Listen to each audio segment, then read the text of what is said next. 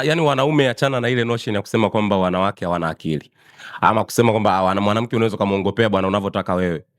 Never underestimate any woman. Ogopa kiumbe ambacho Mwenyezi Mungu mwenyewe kasema ishi nacho kwa akili. Kwa nini Mwenyezi Mungu akwambie ishi na mwanamke kwa akili, asikwambie ishi na chui kwa akili?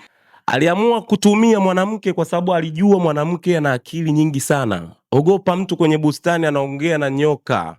Adamu alikuwepo miaka yote, lakini wanyama hawezi kuongea nao, lakini mwanamke akaja tu, fundi anaelewa lugha ya nyoka, wameongea fresh. Kwa bro, ukiona unafanya kitu chochote ambacho unahisi umemtoa akili mwanamke, guess what, yeye mwenyewe anaweza kuwa kwenye mtego wa kujaribu kuangalia akili yako ipoje. Ukimwongopea mwanamke ukaona amekubali, kuna namna anakuona we ni mjinga, anapima uongo wako. Ndio maana unaweza ukakaa na mwanamke ukamwongopea uongo mwingi sana, baadaye baada hata miezi 6, mwaka mmoja, kwamba hivi unakumbuka siku fulani 1 2 3 hivi unajua uliniongopea hicho kitu?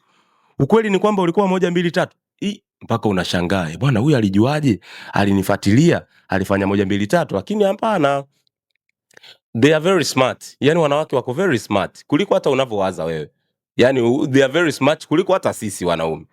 Lakini ndio hivyo, watu wanaweka notion kwamba wanawake ni wale wale tu, wanawake wote wana akili moja. Never underestimate any woman. Ndugu yangu, utakuja kulia vibaya sana. Wana akili sana.